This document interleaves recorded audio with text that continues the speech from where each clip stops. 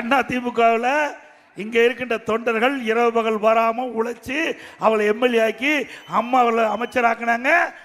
நன்றி விசுவாசம் இல்லாம அந்த காலத்தில் எட்டப்பன்னு சொல்லுவாங்க, இந்த காலத்தில் 8 பேர் எட்டப்பனா மாதிரி திமுக போயிருக்கிறாங்க. நேற்று சுற்றுப்பயணத்தில் பேசிய முன்னாள் முதல்வர் எடப்பாடி பழனிசாமி அவர்கள் அதிமுகவில் இருந்து வெளியேறி திமுகவில் இணைந்த 8 அமைச்சர்களும் எட்டப்பர்கள் என கூறி விமர்சனம் செய்துள்ளார். ஒரு கட்சி திமுகவை பொறுத்த வரைக்கும் அது ஒரு குடும்ப கட்சியாக மாறிவிட்டது என்பதை நேரத்தில் தெரிவிக்கிறேன். திரு ஸ்டாலின் எப்பொழுது வைத்தாலும் பேசுறார், திராவிட முன்னேற்ற கழகத்தில் உழைக்கின்றவர்களுக்கு மரியாதை கிடைக்கும் என்று. திமுகவில் உழைக்கின்றவர்களுக்கு மரியாதை கிடைக்காது. அண்ணா திமுகவில் அடையாளம் காட்டி அங்க வளருக்கு தான் மரியாதை கிடைக்குது. உண்மைதானே? இங்கிருந்து திரு செந்தில் பாலாஜி போனார், அவருக்கு நல்ல இலாக்கா. இங்கிருந்து ரகுபதி போனார், அவருக்கு நல்ல இலாக்கா. இப்படி அந்த அமைச்சரவையில் பார்த்தீங்கன்னா 8 அமைச்சர் அண்ணா திமுக இருந்து போயிருக்கிறாங்க. திமுகவில் ஆள் இல்லை, திமுக ஆள் இல்ல, எல்லாம் டெப்டர்ஸ்ல போயிருக்கிறாங்க. அண்ணா திமுகவில் இங்க இருக்கின்ற தொண்டர்கள் இரவு பகல் வராமல் உழைச்சி அவளை எம்எல்ஏ ஆக்கி அம்மா அவளை அமைச்சராக்குனாங்க. நன்றி விசுவாசம் இல்லாம அந்த காலத்தில் எட்டப்பன்னு சொல்லுவாங்க, இந்த காலத்தில் 8 பேர் எட்டப்பனா மாதிரி திமுக போயிருக்கிறாங்க.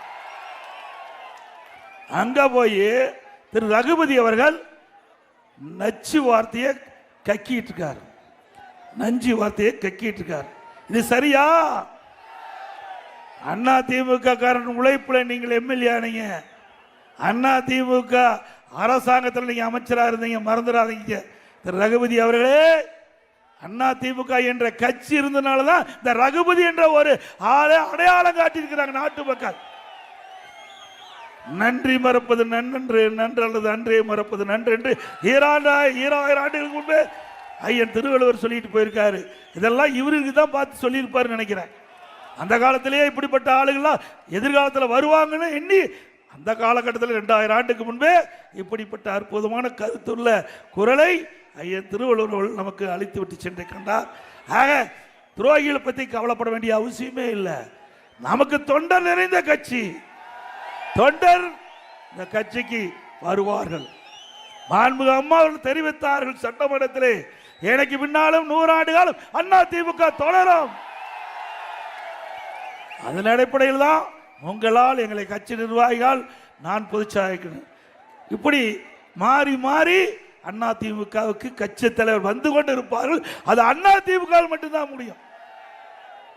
அதோட திரு ஸ்டாலின் அரசாங்கம் இன்றைக்கு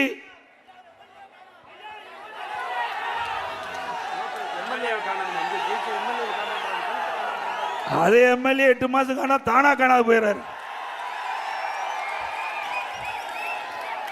அடுத்த ஆண்டு நடைபெற்ற சட்டமன்ற பொதுத் தேர்தலில் நம்முடைய ஆதரவோட நம்முடைய கழக வேட்பாளர் வெற்றி பெறுவது உறுதி. திமுக செய்திகளை உள்ளது உள்ளபடி தெரிந்து கொள்ள ரெஃப்ளெக்ட் நியூஸை சப்ஸ்கிரைப் பண்ணுங்க.